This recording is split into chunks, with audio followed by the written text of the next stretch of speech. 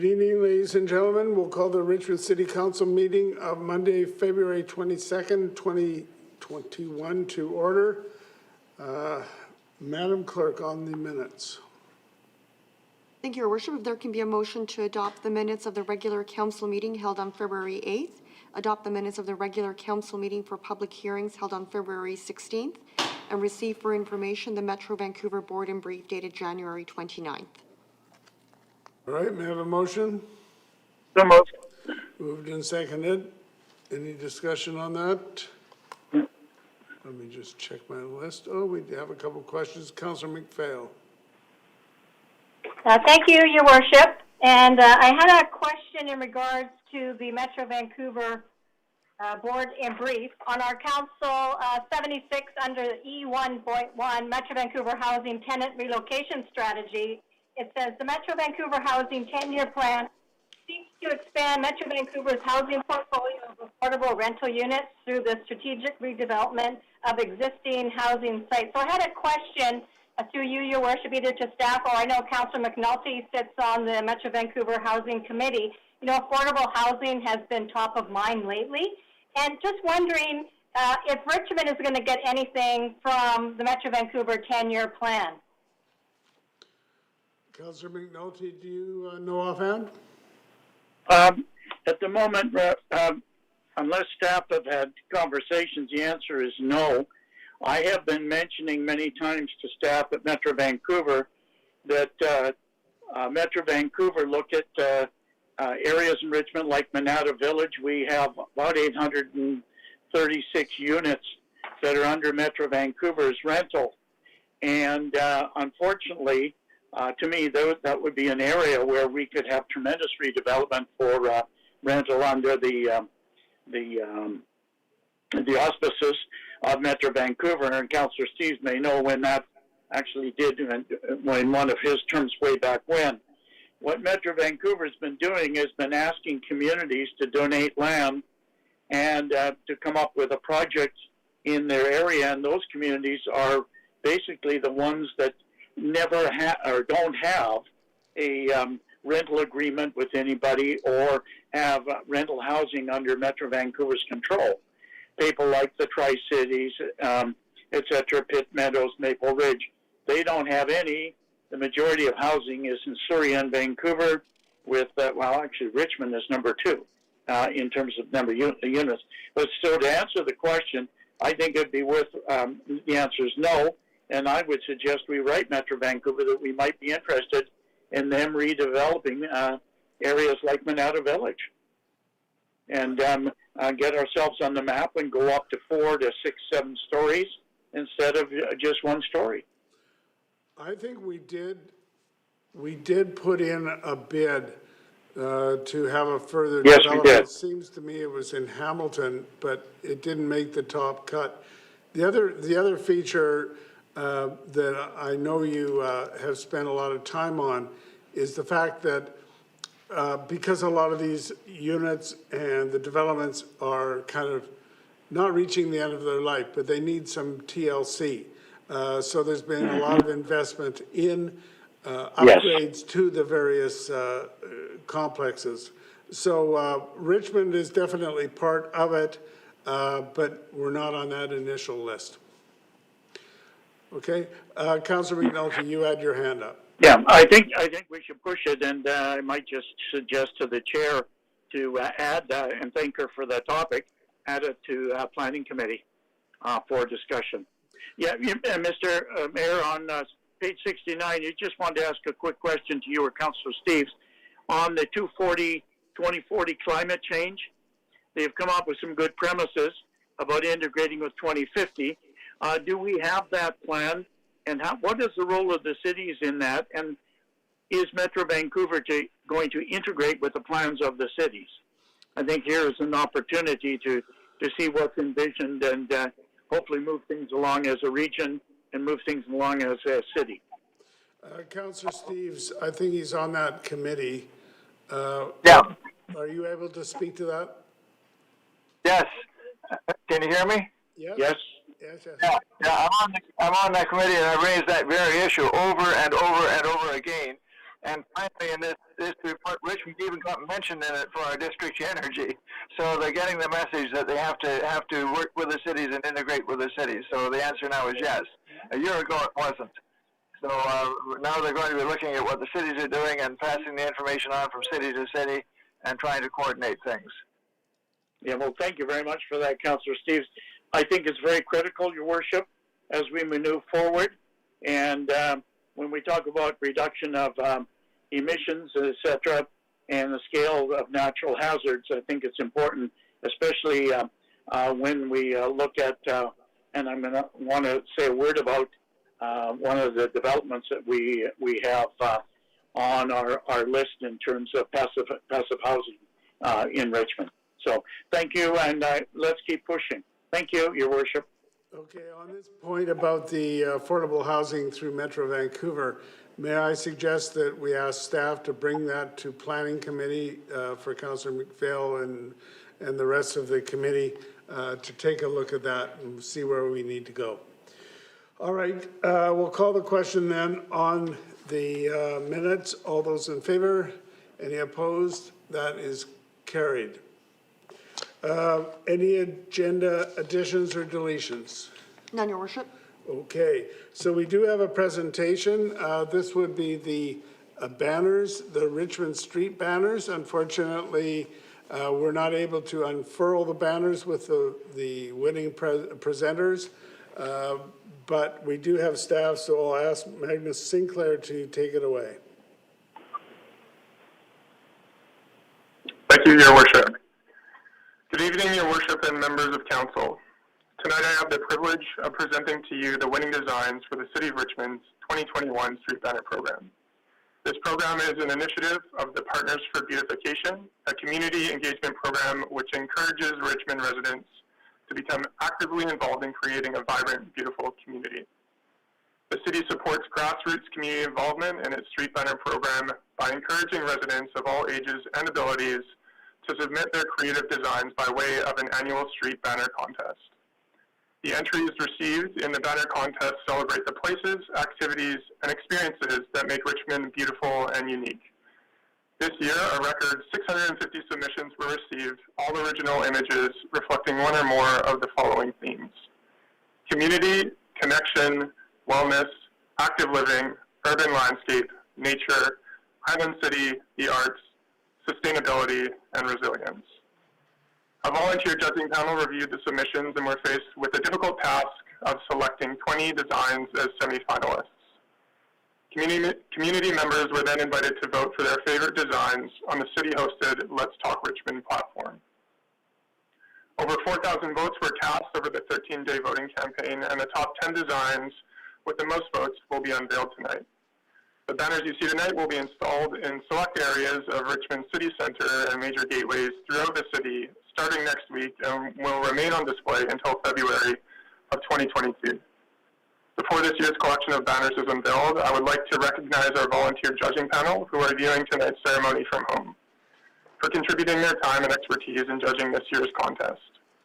Kathy Holt and Stephen Morris, representing Thompson Community Association, Paul Dufour and Emu Chan, representing the Public Art Advisory Committee, and Nancy Small, representing Tourism Richmond. Once again, we would like to thank the judges for donating their valuable time. Unlike previous years, the unveiling ceremony has been reconfigured to fit an online format. Prior to tonight's ceremony, we were fortunate to be able to engage in a photo shoot with our contest winners. The photo shoot, which took place in Richmond's Pollock Neighborhood Park, presented an opportunity to safely celebrate the winner's achievement and to recognize their contribution to the Street Banner Program. Each artist received a full-size copy of their banner and access to the photos taken of their design. Furthermore, an honorarium was sent to each winner to further recognize their achievements, and they're all watching the ceremony tonight on the live feed from the comfort of their own homes. We will now recognize each artist by viewing photographs of the designs, and at the celebratory photo shoot, and sharing their thought process on their designs. Our first image for this evening's ceremony was submitted by Brian Phillips and is entitled Fence. Maybe that's why. Better.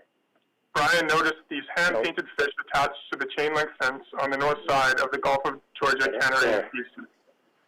Their colors caught his eye while out on a photo walk to Gary Point Park, and he immediately envisioned a great street banner design. The fish, moving in opposite directions, suggest uncertainty in their future, a situation Brian feels we know only too well. The fence seems like a large net offering no means of escape, their fate resting squarely in the hands of man. Congratulations, Brian, and thank you for their contribution to the Richmond Street Banner program. All right. The next banner of the evening, Staff, just a minute. We're getting some background noise. Could I ask everybody to make sure that their mics are muted? Please go ahead. Thank you, Mayor Brody. The next banner of the evening is titled Boardwalk Promenade by Eva Wong. Whether it's the bustling Steveston Village, the ever-popular Imperial Landing Boardwalk, or the refreshing breezy waterfront at Gary Point Park, Eva feels that Steveston is a great connection between Richmond locals and visitors from all over the world. Steveston Village resonated with Eva when she saw connection as one of the themes for the 2021 Street Banner Contest. Eva submitted this design because it showcases a dramatic sky towering over a uniquely designed timber boardwalk along waterfront of the Imperial Landing Promenade.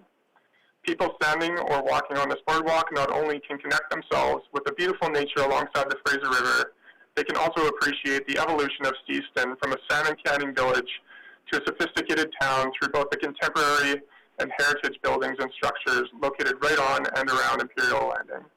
Eva feels that Steveston truly connects people, places, heritage, and culture. Congratulations, Eva, and thank you for your contribution to the Richmond Street Banner program. The third banner of the evening, titled Capturing Wellness, was designed by Jen Grimm. Jen took this photo in her sister's garden in the middle of winter as a harsh frost was melting on the leaves of a lupin plant. In that moment, she was reminded that plants themselves have a remarkable ability to adapt and thrive in challenging environments. Much like the plants, Jen feels that people regularly face adverse conditions and circumstances and still have the ability to adapt and achieve a state of wellness. Furthermore, people can survive in ideal environments, but we thrive when we overcome obstacles and utilize different skill sets.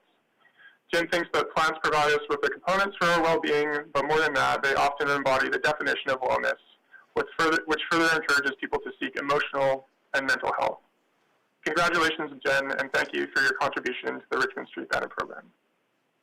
The next design is titled Bicycle in a Field of Flowers and was submitted by Dawn Levelton.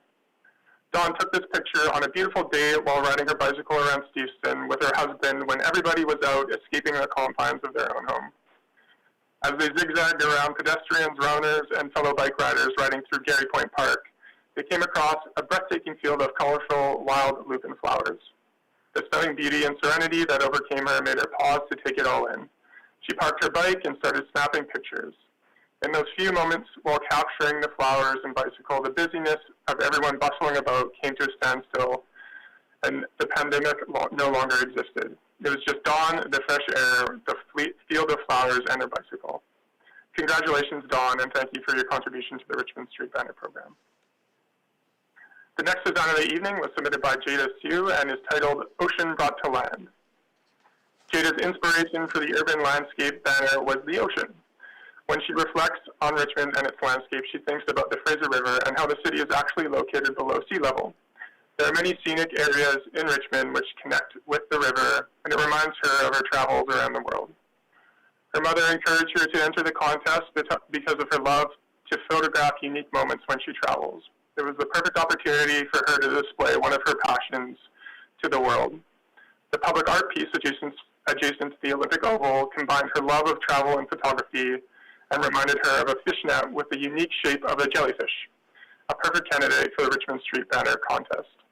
Congratulations, Jada, and thank you for your contribution to the Richmond Street Banner program. The next design of the evening was submitted by Micah Groverman and is titled Blackbird Meets Heron.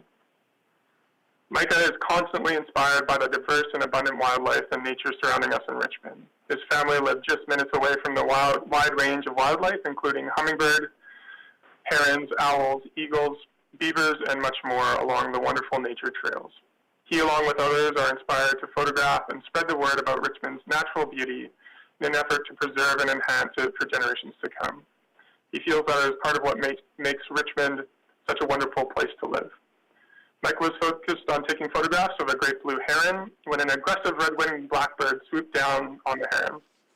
The heron squawked loudly a couple of times and flew off to where it wouldn't be bothered by the blackbird anymore. It was an interesting encounter to experience, and he's grateful that he had his camera with him to capture it. His wife and 2 young children can't wait to see the photograph on the banners, and for that he is grateful and honored. He would like to thank the City of Richmond for promoting local artists and working to enhance our city with these colorful displays. Congratulations, Mike, and thank you for your contribution to the Richmond Street Banner program. The 7th banner of the evening is titled Golden Hour on the River and was designed by Vera Gloriani. Landscape photography is Vera's hobby and passion. Ever since he got his first camera, he often found himself exploring local areas in search of beautiful scenes. This curiosity led him to the South Dyke Trail, where he took the photo for this year's banner contest. On this particular day, he and their friends set out to the Imperial Landing and London Heritage Farm areas to take a stroll and wait for the sunset. He especially loves capturing photos during the golden hour. For him, there is something magical about seeing the colors and the light change in such a short span of time.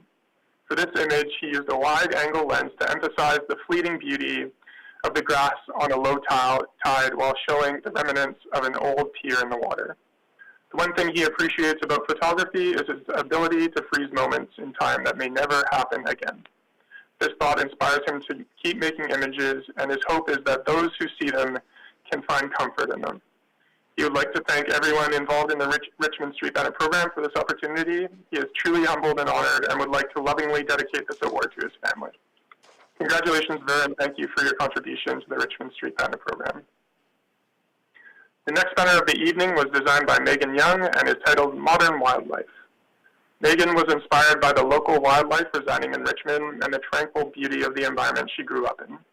The heron and salmon species have always been associated with Richmond's identity, reflected in the City of Richmond's logo, and the city's rich history of being a vital part of the fishing community.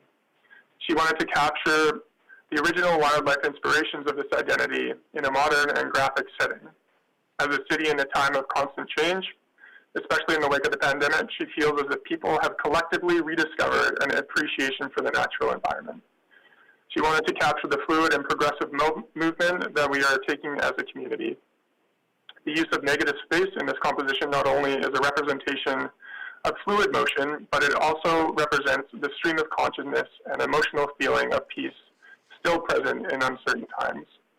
Congratulations, Megan, and thank you for contributing to the Richmond Street Banner program. Paul Young designed our next banner, which is titled Generational Sustainability. To Paul, this wooden windmill is a symbol of energy generation. It was important for farming activities from one generation to another. Although the look is different today, its function is still the same as before. The sunflower fields represent our local farming community and the Sunflower Festival held every autumn. In Paul's mind, putting these two elements together is suitable for the title of sustainability for its continually repeating nature. Congratulations, Paul, and thank you for your contribution to the Richmond Street Banner program. Our final design of the evening is titled Floats and Nets and was designed by Alyssa Ritchie. Alyssa's inspiration for the photo was the resilient nature of the fishing industry equipment. The colors of vibrant orange, green, and turquoise first caught her eye on a daily walk from Moncton Street to Garry Point, past several net sheds. After living most of her life in Steveston, she has noticed the decrease in the number of fishing boats and equipment actively being used. She considers it important to record the continued existence of the fishing industry and has a passion for taking photographs of things that might be taken for granted. Looking at the casually piled up fishing equipment allowed her to see the inherent beauty of these nets and floats. Congratulations, Alyssa, and thank you for your contribution to this Richmond Street Banner program. At this time, I would like to conclude the 2021 virtual street banner unveiling ceremony. We would like to thank Mayor Brody and councilors for your continued support of the City of Richmond Street Banner program. Thank you. Well, thank you. Thank you very much for that presentation. I want to thank and congratulate all the artists for the wonderful submissions that they have made to the banner competition. Thank all the volunteers for their input, especially the judging panel, but others who have been involved, and all the organizers of it, because I know that a lot of work and creative effort went into it. Now, I just have one question of staff. In the past, because City Hall's been open, we've been able to have a big panel with all the, at least all the finalists, but most of the submissions were there on a big board so people could come in and take a look. Now, that's not going to be possible this year, I don't suppose, but will all the applications be put onto our website or displayed somewhere? To your worship, yes, that's correct. The banners will still be installed at Richmond City Hall. However, all of the submissions, including the 10 finalists, will be displayed on our website at richmond.ca/banners. So the public can go there to view both the finalists and all of the designs that were submitted this year. Okay, thanks very much, Magnus. And I can say from experience, there are some terrific entries that don't make the final cut. There's some great photography and other artistic impressions that are submitted. So thanks to you and thanks to everybody who's been involved for this great presentation. So there are no delegations who have signed up to speak to us tonight, so I won't we won't go into committee of the whole. The consent agenda highlights are as follows: receipt of committee minutes, the incentivizing single-family passive houses in the city of Richmond, land use applications. These will go to public hearing March 15th. The temporary use permit, 2520, 40, 60, 80, 2600, 40 Smith Street and 9031 Bridgeport Road. Then we have the proposed initiatives for 2021 from the Richmond Active Transportation Committee and the Traffic Safety Advisory Committee.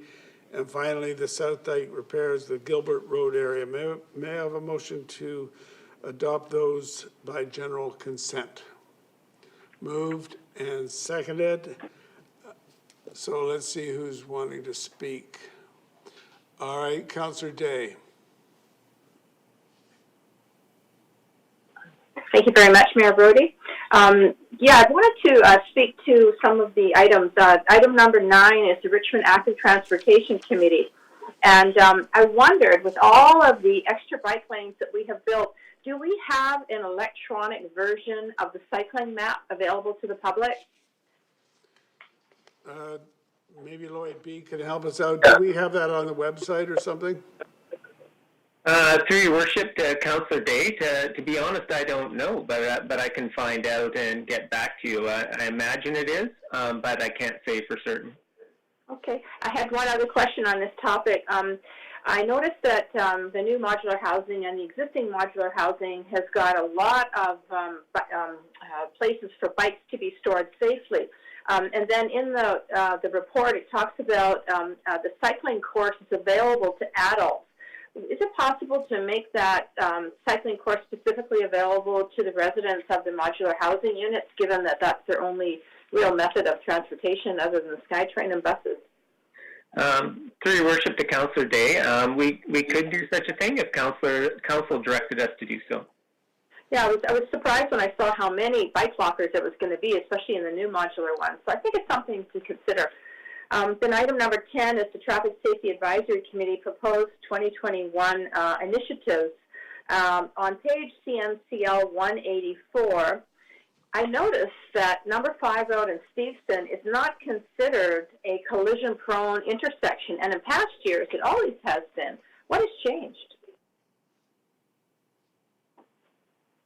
Through your worship to Councillor Day, I don't know that it's not considered a collision-prone intersection. It is an intersection that is in the top 20. Yeah.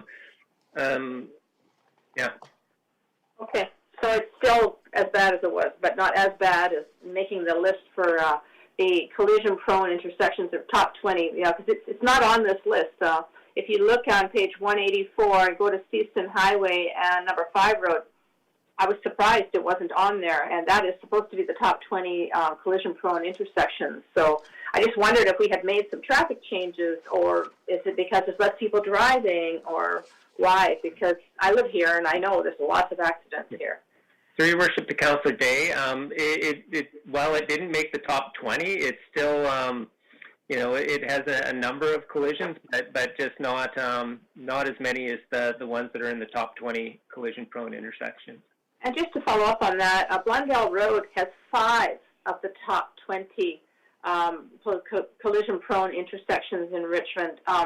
Is there something we need to be doing to making Blundell safer? Is it because of extra density? What's causing that? Through your worship to Councillor Day, I'm not positive why they would all be on Blundell Road that way, but we can certainly look into it and get back to you in the form of a memo. Thank you very much. And then item number 11 is the South Dyke repairs on Gilbert Road area. We just spent a whack of money upgrading those dikes, and now the logs and whatnot and debris have been hammering the dike, and we're going to have to spend $500,000 fixing it.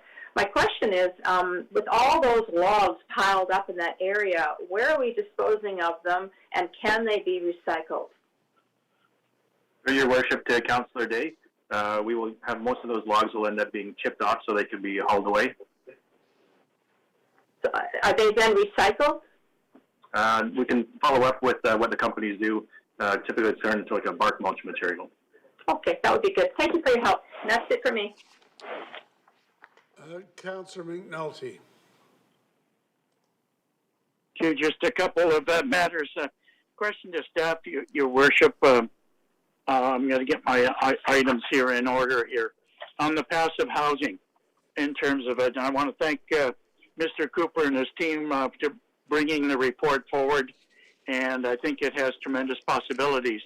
But my question here is, should we be encouraging UDI and other parts of the development community to look at this genre in terms of housing? It appears to me that we've got a great report. I don't want to see it just go on it. I don't necessarily agree with the bonus density, but anyhow, the results are impeccable, and I'm just kind of curious. We can't let this just sit on the shelf with all the good work that was done. Through your worship to Councillor McNulty, I'd like to refer the question to Mr. Connolly on this. Through your worship to Councillor McNulty, so the report itself speaks to Council's referral to look at single-family and two-family housing, so that's what we did. That's an entry point for passive house in Richmond, and a good starting point. But there's nothing stopping us at Council's direction to look at that for other housing types. And with respect to UDI is well aware of the growth of the passive house standard in BC generally, and as well as the the introduction and the process to roll out the STEP code in BC, and has been an active part of the STEP code council deliberations and creation for the STEP code in BC. So they're quite plugged into that. Thank you very much for that. All I can say is good work done by everybody, and I don't think we should let it lie on the shelf. I think we should try to encourage wherever possible, because you've proven the benefits. So thank you on that. Your worship, just a couple of, from the traffic to Mr. B or whatever.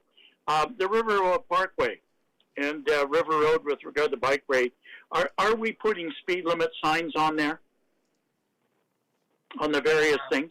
I guess my concern is we're building all these bike trails and bike roads, and yes, they're on the side of the road, etc. But cars can still go beyond the speed limit beside me, because I believe it's 50 Ks.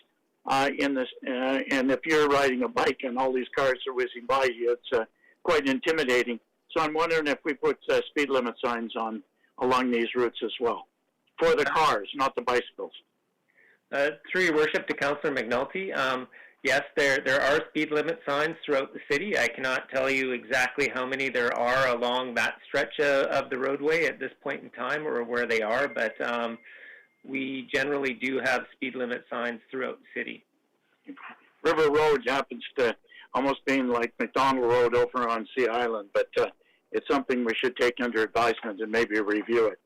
Thank you for that. On our page 172, the back to school bike education for students back to school for grade 6 and 7s over a 2-year period.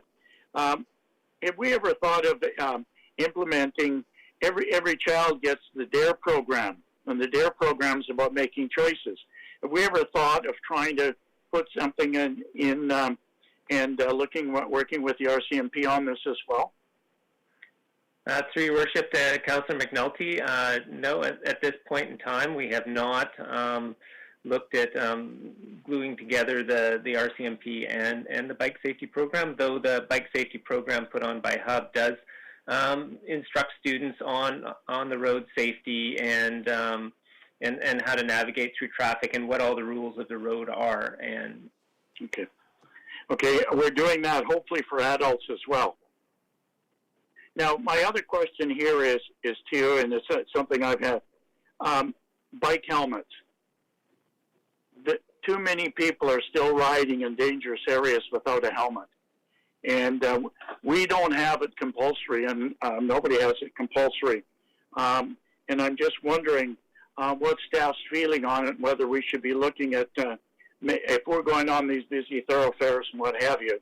I fear for some of the children on the side of the roads, etc., and most of them do have bike helmets, but there are many adults that do not ride and use helmets. Through your worship to Councillor McNulty, the Motor Vehicle Act does require helmets. Like, all riders do have to wear helmets. Okay, I don't know, how do we enforce that? Because you and I can go out tomorrow morning at 10 o'clock and we'll find bike riders without helmets and trying to come down number 3 road on the sidewalk or on the road, whatever, without a helmet. So I think it's something I would pass on to Traffic Safety Committee or the Transportation Committee that initiated this report to look at and go from there if we could. I do wholeheartedly support what you're doing in the school zones. Thank you very much for that. Very, very important, and to keep our city safe. My other question, following up on comments on the South Dyke repairs. Yes, staff are doing a good job of putting riprap in and what have you. A number of years ago, that starting to sound like you, Harold, not too long ago, we had a presentation from the Port Authority saying that and Small Craft Fisheries, saying that they were going to clean up a lot of debris every year along the Fraser River. And I'm looking at the cleanup program for the integrity of the Fraser River. We used to have FREMP and others on it, and I'm just wondering where the Harbor Authority, Harold would come back to you, the port and the fishing industry is on this cleanup program that we once had.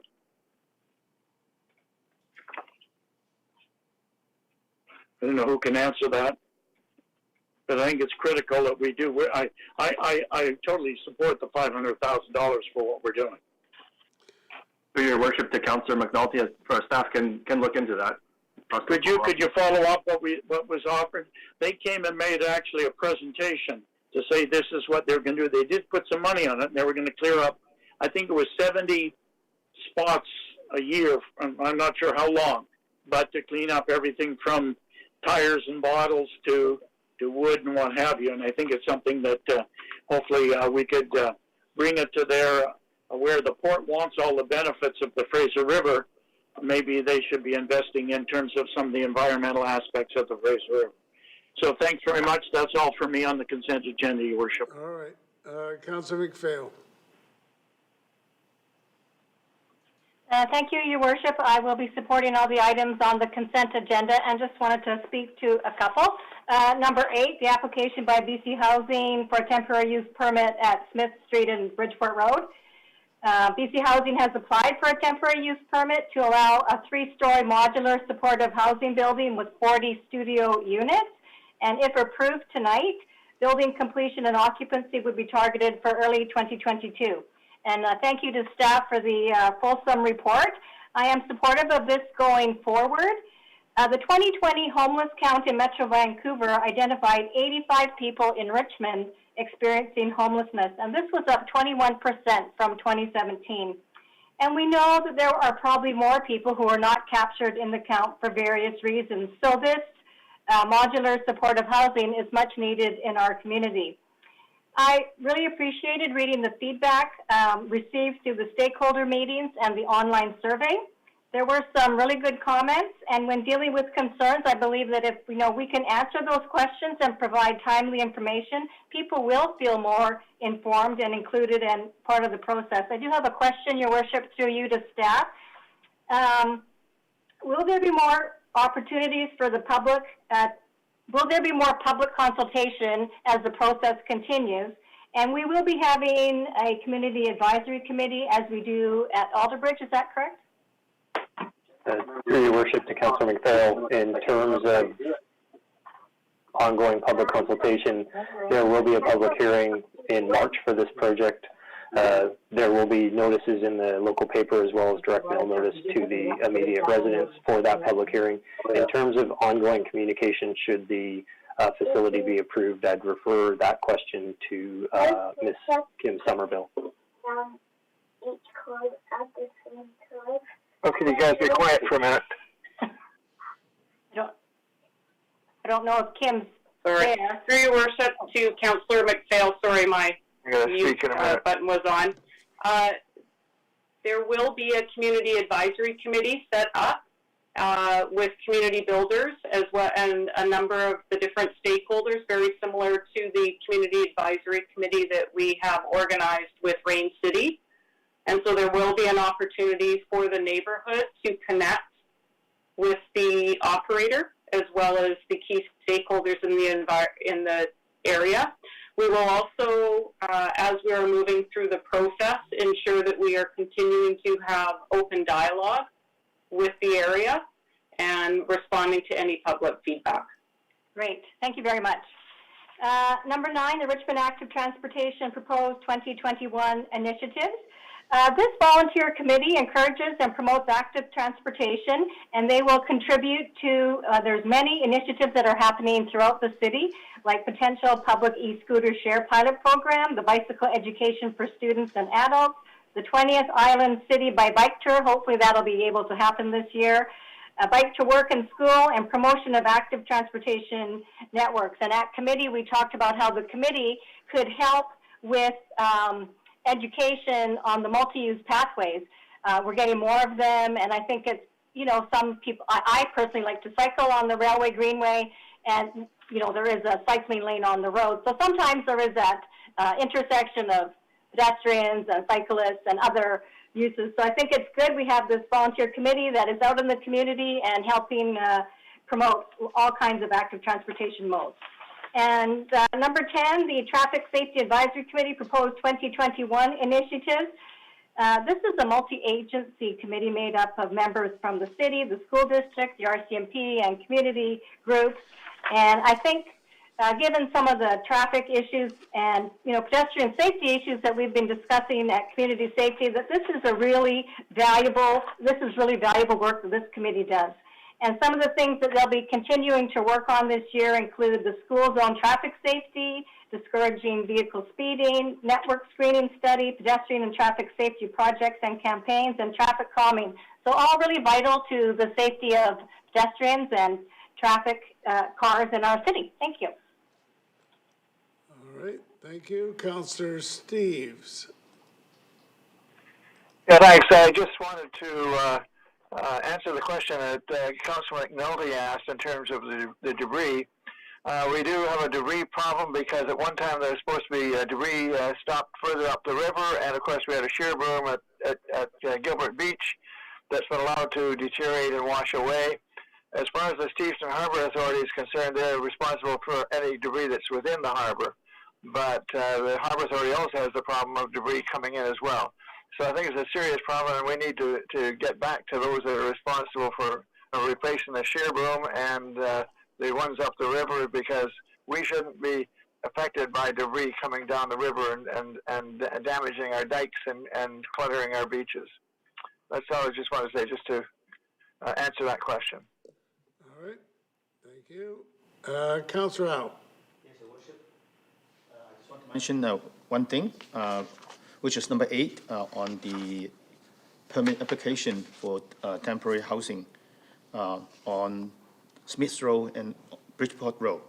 I understand that this is not on the application itself, but on the land use. But I also want to echo what Councillor McPhail has mentioned earlier. We know that there's an increase of homeless people in Richmond. Councillor McPhail mentioned that there's an increase of 21% from the previous count in 2017. But if you look at the last 15 years, it is ever increasing. In 2005, the count was 35 people, 2014, 38, 2017, 70, and 2024, 85.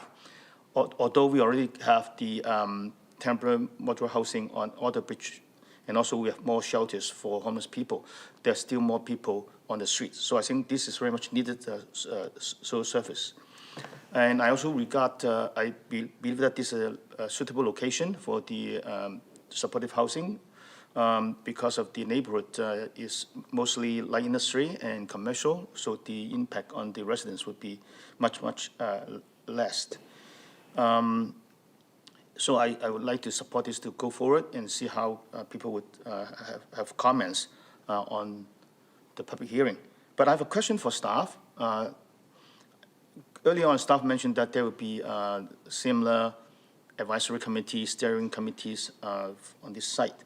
But I also remember that in the last Public Safety Committee meeting, Superintendent Ng mentioned that on Alder Bridge site, there have been more LCMP presence. Now, I understand that this does not necessarily mean that there's more crime in the neighborhood, but I want to ask staff whether or not there's further comments about the increased LCMP presence on Alder Bridge site, and also whether or not we would have more information or more analysis about the situations on that site.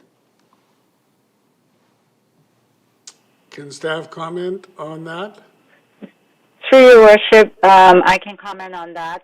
The RCMP has looked at a variety of statistics. There's no specific trends. They have increased enforcement action not just around the Alder Bridge site, but generally in city center, partially to do with the SkyTrain being a conduit as well. So they have also worked proactively with local businesses when there are hot spots. For example, fire. There has been a series of fires in dumpsters in the area, and the fire department work with the businesses to look at how they store their garbage and so on. So as issues come up that may or may not be attributed directly to the modular housing being in city center, as it grows, we are having more issues in the area, but we are proactively managing that as well. So more to come. Thank you. Okay, Councillor Liu. Thank you, Your Worship. I too will be supporting everything on today's consent agenda. I'd like to talk about just a couple of the items tonight. The single-family passive house incentives. We know that the building code in BC is going to be moving towards having passive houses as the standard by 2032, and Richmond's looking to have it in place for 2025, and this is a really good step to get our builders to move forward, start building better products for people. I know we've all been watching what's been going on in Texas with the cold weather there, and people having a heck of a time heating their homes and getting just destroyed with heating costs down there. And so if we're encouraging people to build better homes, they're more comfortable and they're better for the environment, and they're better for people's wallets in the long run. And it just protects everything. It protects the grid. It protects everybody to have a better homes. And so I've been interested in these passive houses for a while, and I'm really excited to see that we've got something going here, creating an opportunity and an incentive for people to start building these homes and having better homes in the neighborhoods. I'm also looking forward to the Smith Street supportive housing. I support this. I support the rezoning of this. We definitely need some safe places for people to begin their recovery. And I'm also glad that we were able to put forward the referral last week at Community Safety to look into getting a command vehicle and different ways to finance that, so that when we've got issues in our neighborhoods or other things, that we've got the ability for the police to have a stronger presence to support the residents and the people in the neighborhoods. Thank you. All right, thank you. With that, we'll call the question then on the consent agenda. All those in favor? Anybody opposed? So that is carried. Brings us to a number of non-consent agenda items. Number 12 is the procurement policy enhancements with circular economy criteria. The General Purposes Committee recommends that the procurement policy number 3104 be revised to include circular economy criteria as described in the staff report, which is outlined on the agenda. And the procurement policy 3104 be reviewed in 18 months and staff report back. And I would so move. So it's moved Second. and seconded. Just to set the stage for this, the concept of circular economy principles are really an important part of our environmental and sustainability agenda. In general, the idea is that we have a linear economy where the assumption when you manufacture, use a product, that at the end of its life it'll be discarded. And so the circular economy principles are you manufacture, distribute, consume, and use the product in such a way that the assumption the whole time is that either the product itself or the constituent parts will be reused. They will go on to a further life. So instead of a linear economy, you have a circular economy.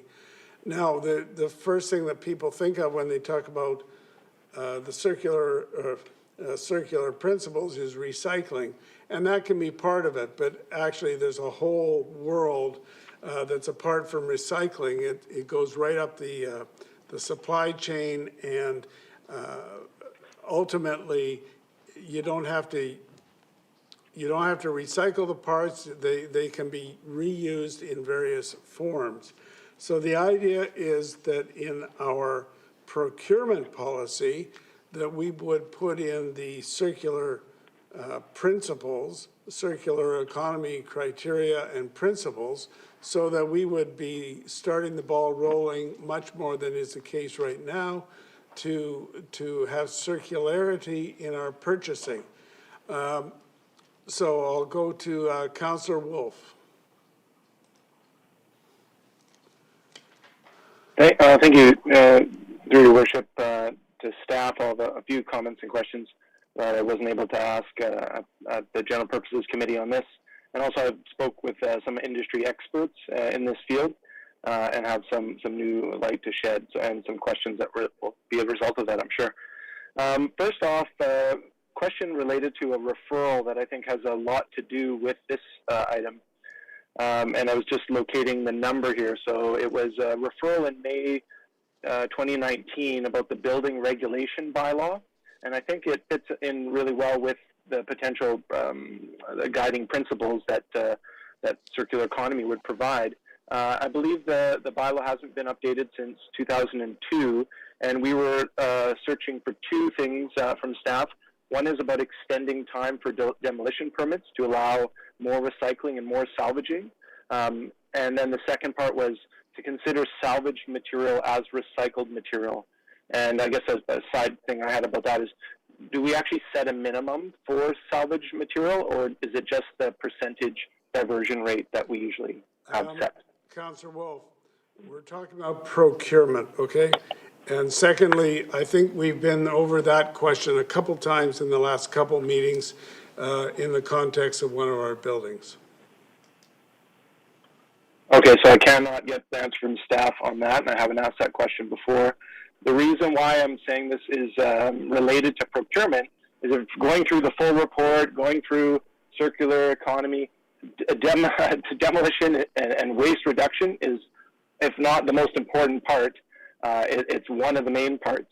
Looking in the report on our two great graphics that staff provided on 206 and 207, this is the graphics that are also earlier in the report as well on page 190, something or other.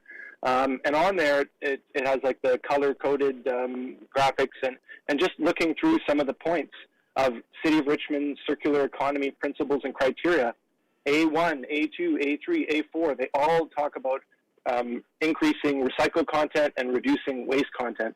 Looking at the City of Richmond circular economy infographic, the part that we're trying to, or I'm trying to address, is the waste that is part of this procurement cycle.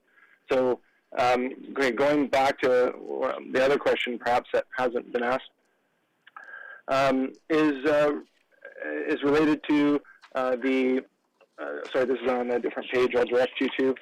So this is under some of the attachments. The first one I thought I'd bring your attention to is where the use of pilot is described. This is on page 201 in the potential procurement policy updates, where it's highlighted in red text. It talks about pilot. What would be an example of a pilot that involves the circular economy criteria to be infused in procurement steps? My two thoughts, if I can offer them first, would one such pilot be choosing the demolition contractor for the Minoru Aquatic Center, because demolition is part of construction. I've got that confirmed today.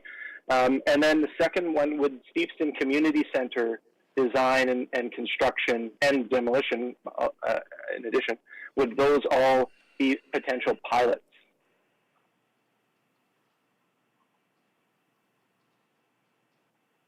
Through your worship to Councillor Wolf, staff could consider those as pilot projects in the future.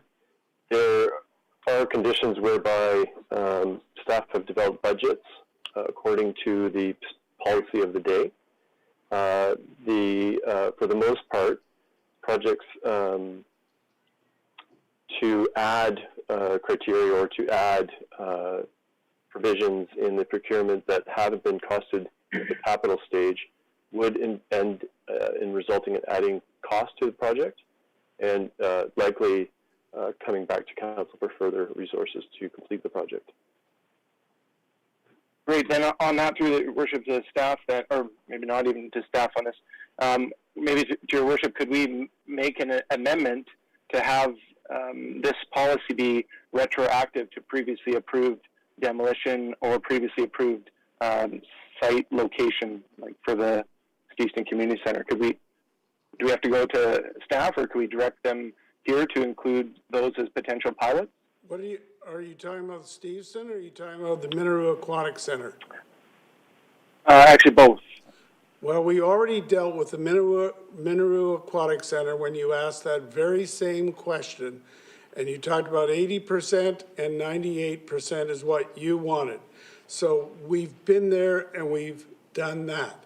Now, in terms of the Steveston Community Center, the next step along the way would be the design. And so I think that if we want to have that kind of a conversation, that would be upcoming. Oh, okay. Then thank you for that clarification about the Steveston Community Center. And I'll just clarify, my amendment request was 99%, which was denied from staff, I agree. But speaking with industry experts, they're saying for the same amount that we're budgeting for demolition, they could bring it to 90% recovery and have a salvage minimum higher than we've seen before in the city. So I would hope that I'm not sure if staff can clarify this, but has it gone to BC bids, or is that the process where someone from the community who works in Richmond can recover materials, keep them in Richmond, and then have them repurposed for other Richmond projects? Is that opportunity still available? Councillor Wolf, we've dealt with this issue. It was indicated that it would be 80% at least. That question has been done and dealt with. Then this is the reason why I'm not able to support this today, because I think it doesn't give us the necessary teeth, if you will, to actually make a difference. A lot of this is window dressing or greenwashing. If we can't actually put new benchmarking, if we can't provide leadership in specific cases, not just overarching policy statements, but actual on the ground things that we can control. These are city facilities I'm referring to. I'm not talking about private property where we can't control who their contractor is and what they do with their material. We actually have an opportunity here to make a difference. And unfortunately, even though I support everything about this, it's missing the mark in many regards that we should be having some control over. So, thanks. Councillor Liu. Thank you, Worship. I will be supporting the procurement policy. I think some of our role as government is our opportunity to use tax dollars, use our buying ability, because we buy a lot of things, we buy a lot of bulk items, that we can support the growth of this circular economy process, help grow the industry and grow the technology. So just the same as we invested in solar panels for Fire Hall number 1. So by supporting growing industries and growing technologies, that's what helps move the dial on that technology and on that industry in the first place, is big organizations like a city, like a government organization that can invest in them and help prove the technology and help grow the technology so that they can have the critical mass and the economies of scale in doing it. And so, I was at the recycling at Linus Lane today, and there I was throwing out a baby car seat. And it's when we move the dial all the time on different procurement opportunities like this, then there's more and more opportunities for companies to come in for better opportunities and better ideas, that they create better products that are in the circular economy and are better for our environment, so that we're not throwing out these things that are used once for a couple of years. We're supporting people to build a better product in the first place. Councillor Day. Thank you very much, Mayor Brody.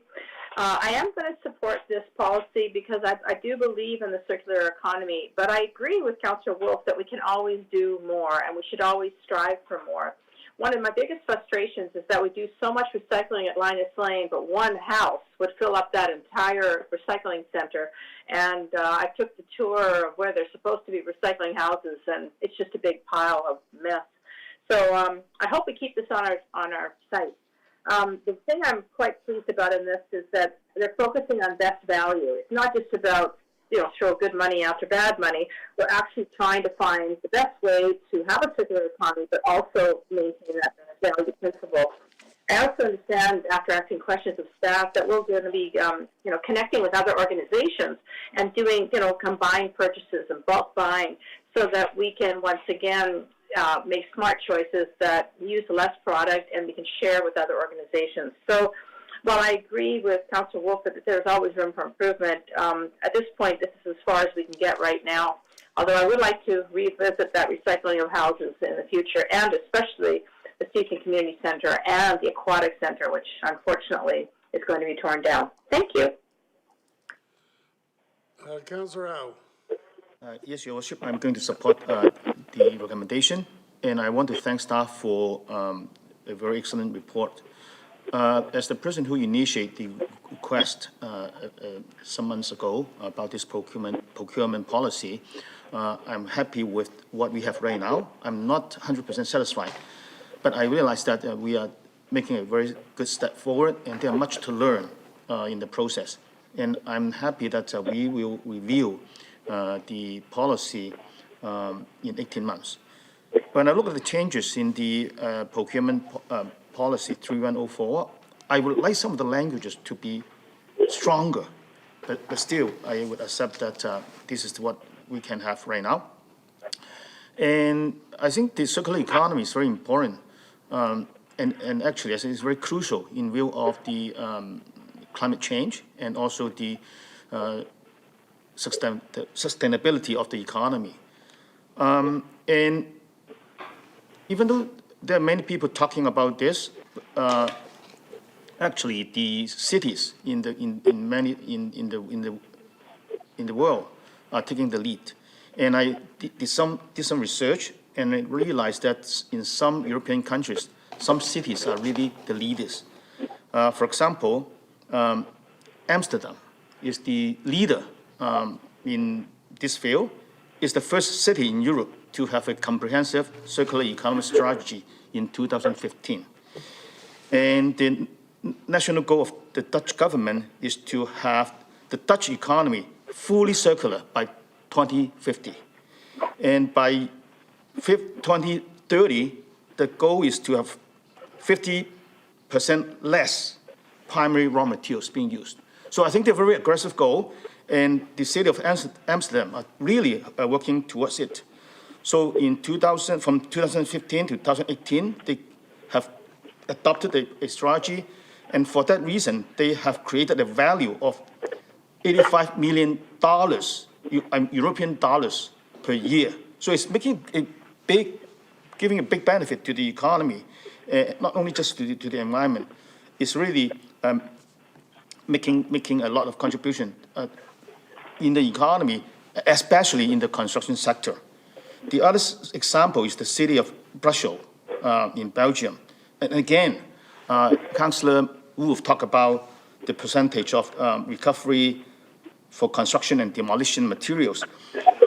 In the city of Brussels, they reached 91% last year, and that exceeded the European directive of 70%.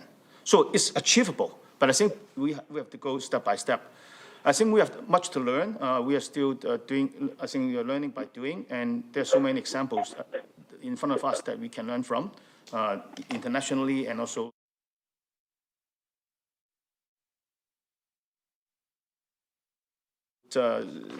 welcome this first step forward, and hopefully by 18 months, we could have much more discussion on this. Thank you very much. I think Councillor Howe makes an important part about Europe.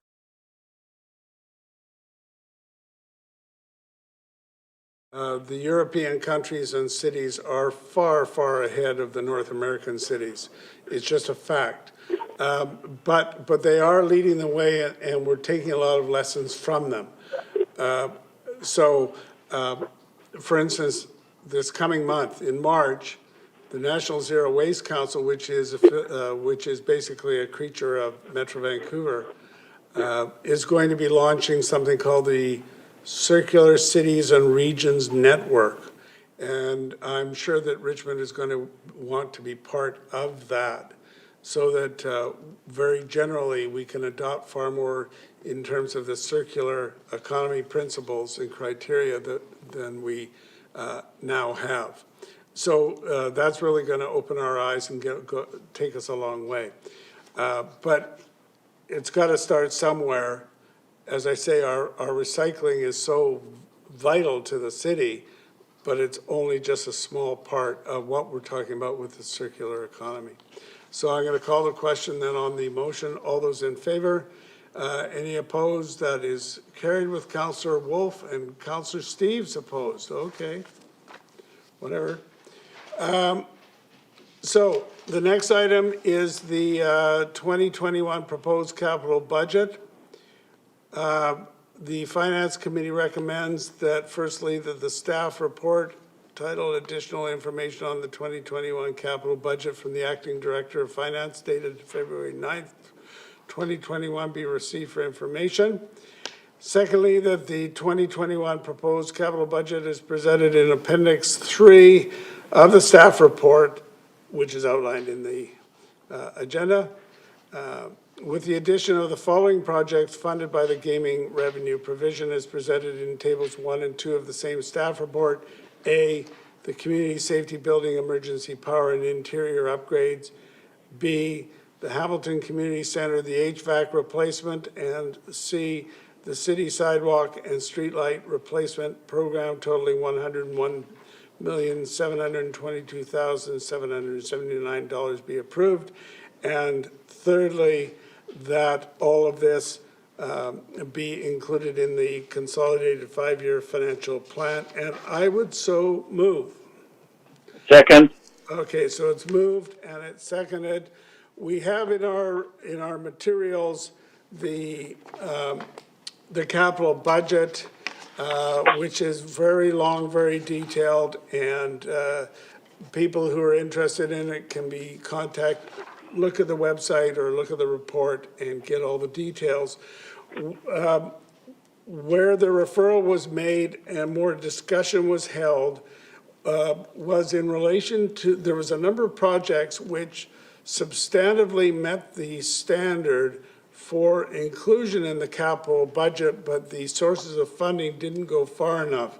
And there were 6 of them. And so in number 2 of the resolution,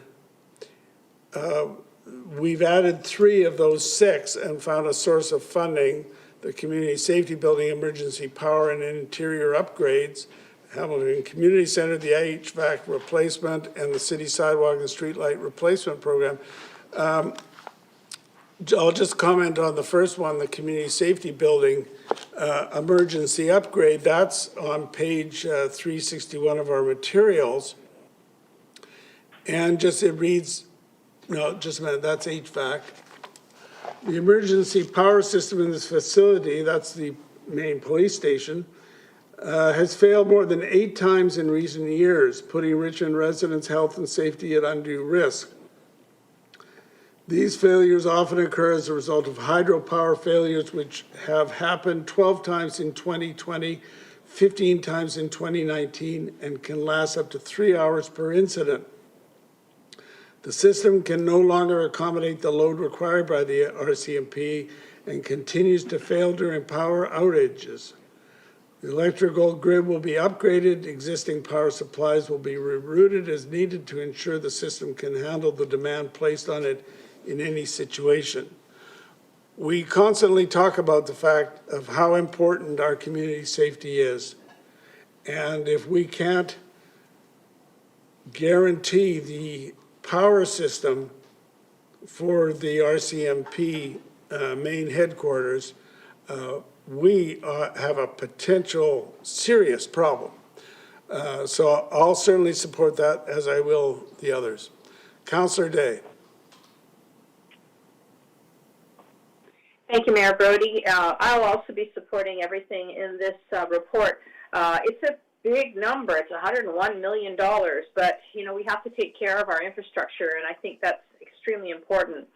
But I want to confirm again that on CNCL 220, it stated that some staff suggested that the following alternative funding could be considered, and one of them was the Emergency Response Fuel Facility Fund, which is $8.4 million.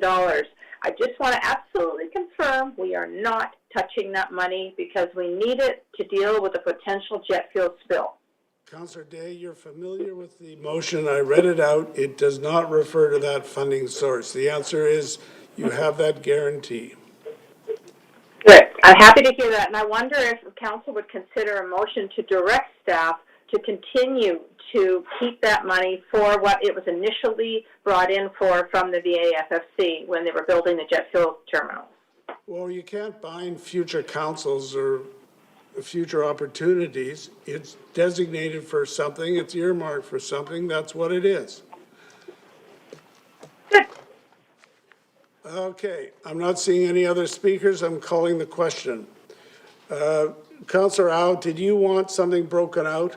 No?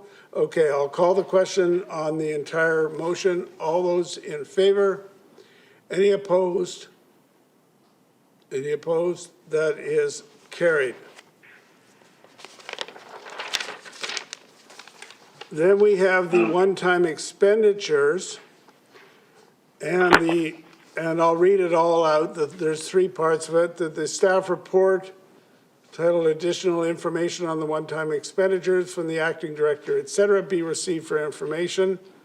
Secondly, that the 2021 by-election totaling $716,504 as outlined in Table 1 as set out in the agenda be approved with funding from the rate stabilization account and included in the consolidated 5-year plan, financial plan 2021-2025, And finally, that the one-time expenditure request priorities 2 through 6 totaling $364,765 as outlined in Table 1, et cetera, be approved with funding from the rate stabilization account and included in the consolidated 5-year financial plan, 2021 to 2025, and I would so move.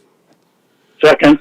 All right, it's moved and it's seconded. So as part of our budget deliberations each year, in addition to the usual operating budget items, we also always look to some one-time expenditures. Unfortunately, we're in the position where one of our counselors has decided, well, I won't characterize it, but we have a vacancy on council. There's going to be a by-election. And there was a lot of discussion at committee as to the appropriate features for that by-election.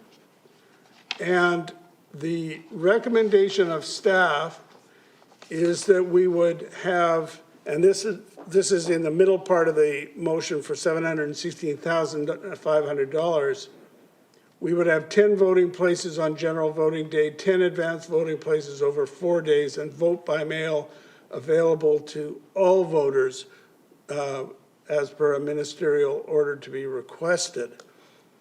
So frankly, if we think that our role in local government is important, then I think a corollary of that is that we have to have the widest democratic opportunities for the people to cast their votes. It's not unimportant, it's very important. And so if anyone wants to reduce the number of the 716,000, I mean, nobody likes it. I mean, really, we've got a vacancy. What are we going to do? Then I think that it behooves that person, that councillor, to outline exactly how they would reduce the opportunities for voting and thereby possibly reduce the number. So I've got some speakers. Councillor Day. Thank you very much, Mayor Brody. So once again, I feel that we should refer this back so that we could take another look at the $716,000 budget. And the reason is I took quite a bit of research this weekend here, and Victoria managed to do it for $430,000. It's not a small difference. And I think that if we fine-tune this, we can definitely bring it down from $716,000. So I would like to make a referral that we send this back to study what other cities have done and see if we can find ways to streamline the cost, which I believe is far too high. I'll come back to you on that. Councillor McPhail. You're muted, Linda. Thank you, Your Worship. I will be supporting the recommendations on the floor, and I just want to speak about the by-election. I'm sure that we're all disappointed with the cost of the by-election. And at committee, we got a staff memo, and at committee, staff gave us extensive information on the criteria to meet our legislative obligations for holding a by-election. The amount of $716,504 in the report is the best guess budget, and staff will be looking for cost savings. And I'm sure that they have heard from every councillor that they're concerned about the cost. We must ensure the integrity of the by-election and ensure that people have opportunities to vote, whether by mail, in ballot, or in person. In the October 2020 provincial election, voting by mail-in ballot was 31.5% of all the total ballots cast. In the December 2020 by-election in Victoria, voting by mail-in ballot was 17.5%. And in the recent election in Chilliwack, mail-in voting was 13%. People still want to vote in person, and we have to make sure that they can and that it follows COVID-19 protocols so that they can do it safely. I do have a question to you, Your Worship, to staff. If the budget is approved for the by-election tonight, what are the next steps in preparation for the by-election? Through your worship to Councillor McPhail, staff are at this point working towards a late spring election. We're already doing some behind-the-scenes detailed planning. We are targeting a by-election date of May 29th. The next step after this evening's meeting, should Council endorse the budget, we will be preparing a report to the March 15th GP, where Council will be appointing the Chief Election Officer. And at the following March 22nd Council meeting, once that report is endorsed by Council, the official 80-day trigger clock is set for, again, at this point, we're targeting May 29th for the by-election. Well, thank you very much, and thank you for all the work that you've put in to getting this before us tonight. But May 29th is just a date. There's nothing certain or definite about that. Your Worship, yes, at this point, it is tentative. It becomes a firm date from the date when this Chief Election Officer is appointed. And who makes that date? Who decides on the date? It's the date, it's the timing of when the report is brought forward to Council. Once the Chief Election Officer is appointed, you have to have the by-election within 80 days. Correct? That is correct. And the specific date is set by Council. The timing of when the report is brought to the... I know the timing is going to be mid-March, but the timing for the actual by-election will be set by Council once the Chief Election Officer is appointed, right? That is correct, but it would have to take place on a Saturday.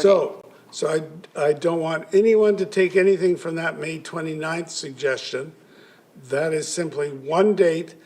Council will determine that in due course. Councilor McNulty. Yeah, thank you, Your Worship. I thought Council, does not Council approve the elections officer? Yes, that will be done in mid-March. So that will be done when we decide. So you are correct to say the Council decides when the election will be. The first step is, just a minute, the first step is we appoint the Chief Election Officer. Then. And we can do that at any time. And that will be done in when mid-March. The report comes. That will be done in mid-March. And then there's an 80-day window in which to hold the by-election, and that date will be set by Council. Right. Correct. I would agree with you on that. Okay, thank you, Worship. Unfortunately, nobody wants to put out this kind of money, and if you wish, it's not the Council's fault that a provincial election took place and somebody got elected to provincial arena, and we want to congratulate them. And obviously, this is the price of democracy. Just happened to look across the line and see what happens. I agree with Councillor McPhail and the information. I thank her for bringing that information forward. But we have to provide every opportunity for our 230,000 people to exercise their franchise and their right to vote. I think it's important.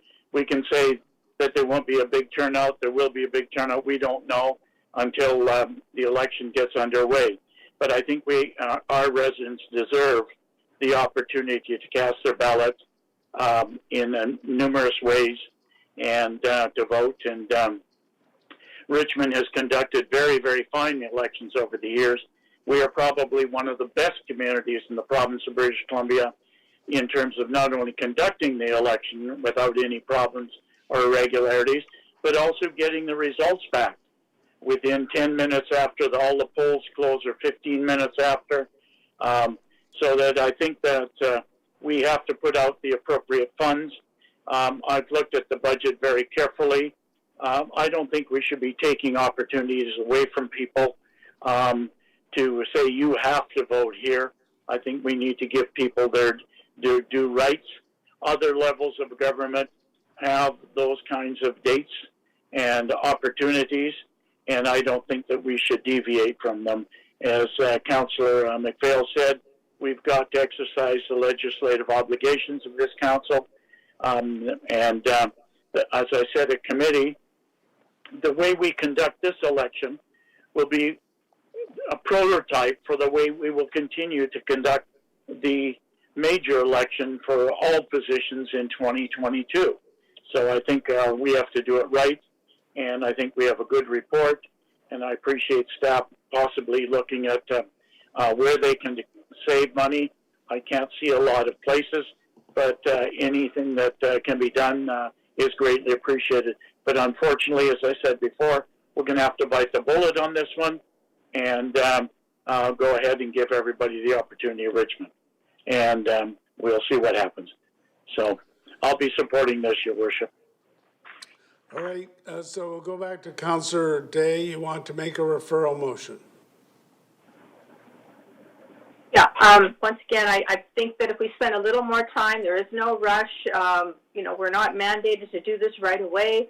So rather than rush forward and use the same model as we did for the full election, I want to refer this back so we can now analyze what other cities such as Victoria have done and how we can bring this budget down. Is it seconded? Second. It's seconded. All right. Anything to add to that, Councillor Day? No, I agree that the election is important, and let's face it, it's the province that chooses that we must do this election with only, you know, not even a year and a half that this position would be filled. So our hands are tied behind our back. So I understand there's nothing we can do. We have to have one, but I just don't think the voter turnout's going to be that great. And the smart thing to do is to take a step backwards on this one, and then let's run a full 100% effective election in 2022. So how much did Victoria spend? 430. All right. I'm not going to support the referral, and I think that the parallel to Victoria is greatly misleading. We have about 230,000 residents. Victoria has 83,000, so they're a third of the size. And instead of the number of we want 10 polling places to accommodate everybody. Victoria had 6, and we want 10 advance voting places. That's in the motion. And Victoria had, we want 10 advance voting places, and Victoria had 8. So, so I don't think the parallel holds at all. I think that Victoria is a great deal smaller, and of course they're going to spend a great deal less than we have to spend for all those kinds of reasons. So I'm going to call the question on the referral. All those in favor? So it's Councillor Day, Wolf, Steves. All those opposed? So it's Councillors Liu, McNulty, Howe, McPhail, and the Mayor opposed. So that is defeated. So I'm going to call the question on the motion. In anticipation of certain voting, I'll call 1 and 2 together, the receiving it for information and the by-election. All those in favor of those provisions? Okay, so that's the Mayor, Liu, McNulty, Howe, McPhail. Those opposed? So, okay, so that is carried with the same 3 councillors opposed. And on the final part of it, the priority items number 2 to 6, all those in favor? Anybody opposed? So that is carried. And then we have the consolidated 5-year financial plan bylaw number 10239. Councillor Howe. Yes, Your Worship, I have to excuse myself from this debate and voting because I could have a perceived conflict of interest because my son is working as a firefighter in the city. Okay. All right.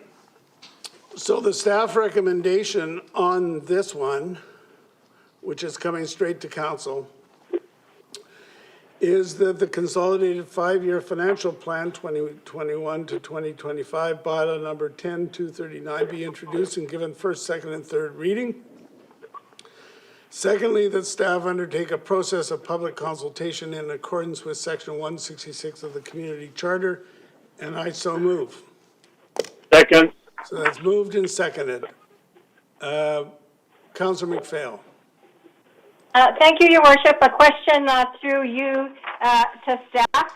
Thank you to staff for the memo that we received today, the additional information operating budget 5-year financial plan 2021-2025, and that itemized the proposed tax increase. So my question is this information going to be provided in the process of public consultation? Through Your Worship to Councillor McPhail, yes, that information can be included. It's actually all incorporating the operating budget, and it's included in the 5-year financial plan bylaw. I just think it's really good how everything is itemized out. It's very clear, and you can see what makes up the tax rate. My second question is, last year, the province of BC, they made some changes due to COVID. They postponed the date for late payment penalties, and they reduced the school property taxes for commercial properties. And has you heard if the province is going to be doing anything like that this year? To Your Worship, to Councillor McPhail, at this time we have not heard anything from the province on any extensions that were similar to last year. But if we do hear anything, we'll bring that forward to Council. Because that may impact some of the things that we choose to do as well. All right, thanks very much. Just for the public, what this is, the 5-year consolidated 5-year financial plan brings together the various budgets that have been brought to council. The utility budget, public library, the operating budget, council community initiatives, the one-time expenditures, and the capital budget. So what we'll give preliminary approval to this, but the second part of the motion is to send it out for public consultation in accordance with the community charter. So that will come back in due course, and we can consider it for the final time based on, in part, on the kind of consultation that we're getting. And if you look in the report and you see last year, there were 1,945 engagements and 49 comments received. So there's a lot of consultation and a lot of input yet to come. So I don't see any speakers, so I'll call the question. All those in favor? Those opposed? So that is carried. All right, so that brings us to the public announcements. And I have 4 or 5 of them. First of all, we have Erase Bullying Day. This coming Wednesday, February 24th, is Erase Bullying Day. Erase stands for Expect, Respect, and a Safe Education. And we encourage everyone to wear pink to help raise awareness of the importance of stamping out bullying and building a safe and respectful community. So we encourage people to wear pink to raise awareness of this. And if you want more details, go to our website and they are there. Then we have the spring program registration. Registration for a variety of spring programs, classes, and activities begins on Tuesday, March 2nd for the programs, which begin March 29th. People can register online starting at 8:00 p.m. for aquatics and 10:00 p.m. for all other programs. You can also call the registration center at 604-276-4300 from Wednesday, March the 3rd. To browse and register for programs for all ages and abilities, go to richmond.ca/register. Remember that all facilities and programs continue to meet strict health and safety guidelines as set out by local and provincial health authorities. Then for the Stevenson Community Center and Branch Library, from March 4th through the 21st, people can go online to share their thoughts on the proposed new Stevenson Community Center and Branch Library. Council recently approved the site for the new facilities to replace the existing aging and outdated center.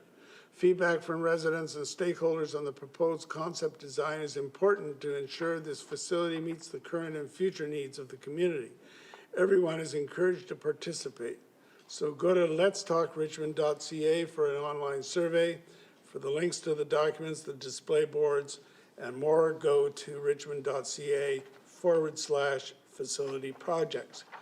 And finally, As people will know, I make an annual address each year. I do it through the Chamber of Commerce. This is the 10th year that I've done it in this way. And I'm going to be delivering my annual address on February 24th. And that will be to the business community through an online presentation presented by the Richmond Chamber of Commerce. This past year has been like no other, as we know, and none of us could have imagined how 2020 would unfold. But despite that fear and uncertainty the pandemic brought to Richmond, the city came together to deal with so many of the challenges and build new paths for the future. So I'll look back on some of the big issues that impacted our community in 2020 and outline what lies ahead as we move into the year with optimism. And so following my presentation, there's going to be a live fireside chat with Nancy Small, CEO of Tourism Richmond, and we're going to be taking some questions and giving some answers for the attendees. So for information on that and to register, go to richmondchamber.ca. So. What time are you going to speak, Your Worship? So the program is from 12 o'clock to 1 o'clock. My presentation is very close to the beginning, probably 12:05. It will be about a 15-20-minute presentation. We'll quickly then segue into the Q&A portion with Nancy Small. We'll have a fireside chat. Thank you. Okay. So, bylaws for adoption, Madam Clerk. Thank you, Your Worship. There are two bylaws for final adoption. The first has no noted opposition, and the second bylaw has opposition. All right, so on the first one? Move 160. All right, so that's moved and seconded. All those in favor? Any opposed? That is carried. And on the other one? Second bylaw, 1091. All right, so that's moved and seconded. Discussion on that? All those in favor? Those opposed? It's carried with Councillor Day opposed. And the development permit panel, Madam Clerk. Thank you, Your Worship. There are the following recommendations for Council. Recommendation 1, that the Chair's report for the development permit panel meetings held on July 29th be received for information, and that the recommendations of the panel to authorize the issuance of a development permit for the property at 5500 Williams Road and a development permit for the property at 11480 and 11500 Railway Avenue be endorsed and the permits so issued. So moved. Moved and seconded. Discussion. All those in favor? Any opposed? That is carried. Someone move adjournment. Move adjournment. Thank you. We're now adjourned.